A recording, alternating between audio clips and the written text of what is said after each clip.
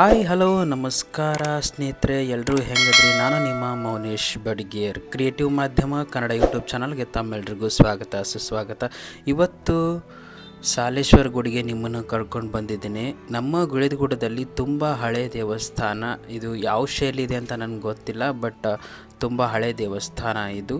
ಸಾಕಷ್ಟು ಜನ ಭಕ್ತರು ಇಲ್ಲಿಗೆ ಬಂದು ಶಿವನ ಒಂದು ದರ್ಶನ ಮಾಡಿ ಹೋಗ್ತಾರೆ. ಇವತ್ತು ವಿಶೇಷತೆ ಏನಂತಂದರೆ, ಭಾರತ ಹುಣ್ಣಿಮೆ ಮರುದಿನ ಶ್ರೀ ಸಾಲೇಶ್ವರ ದೇವಸ್ಥಾನದ ಜಾತ್ರೆ ಇದೆ, ಭವ್ಯವಾದ ರಥೋತ್ಸವವಿದೆ. ಸಾಲೇಶ್ವರ ಜಾತ್ರೆಗೆ ಇನ್ನೊಂದು ಹೆಸರು ಕಡಲೆಕಾಯಿ ಜಾತ್ರೆ ಎಂದೂ ಕರೆಯುತ್ತಾರೆ, ಯಾಕಂದರೆ ಕಡಲೆಕಾಯಿ ಫೇಮಸ್ಸು. ಈಗ ನೋಡ್ತಿರ್ಬೋದು, ಇದು ಸಾಲೇಶ್ವರ ದೇವರ ಒಂದು ಮೂರ್ತಿ, ಶಿವನ ಮೂರ್ತಿ, ಅಂದರೆ ಲಿಂಗದ ಸ್ವರೂಪಿಯಾಗಿದ್ದಾರೆ. ಅದರ ಎದುರುಗಡೆನೇ ಬಸವಣ್ಣನ ಮೂರ್ತಿ ಇದೆ.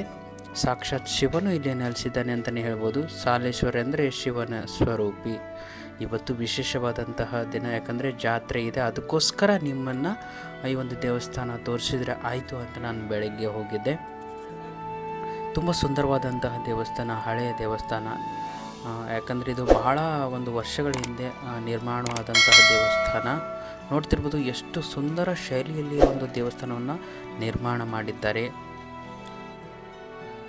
ಅದಕ್ಕೋಸ್ಕರ ನಿಮಗೆ ಈ ಒಂದು ವಿಡಿಯೋ ಮೂಲಕ ತೋರಿಸ್ತಾ ಇದ್ದೀನಿ. ತಪ್ಪದೇ ನಮ್ಮ ಚಾನಲ್ ಲೈಕ್, ಶೇರ್, ಸಬ್ಸ್ಕ್ರೈಬ್ ಮಾಡೋದನ್ನು ಮಾತ್ರ ಮರಿಬೇಡಿ, ಯಾಕಂದರೆ ನಮ್ಮ ಗುಳೇದಗುಡ್ಡದಲ್ಲಿ ಸಾಕಷ್ಟು ದೇವಸ್ಥಾನಗಳಿವೆ. ಮತ್ತೆ ಹೊಸ ವಿಡಿಯೋದೊಂದಿಗೆ ನಿಮ್ಮನ್ನು ಭೇಟಿ ಆಗ್ತೀನಿ. ಅಲ್ಲಿವರೆಗೂ ನಮ್ಮ ಕ್ರಿಯೇಟಿವ್ ಮಾಧ್ಯಮ Kannada YouTube channel like, share, subscribe ಮಾಡೋದನ್ನು ಮಾತ್ರ ಮರಿಬೇಡಿ. ನಮಸ್ಕಾರ.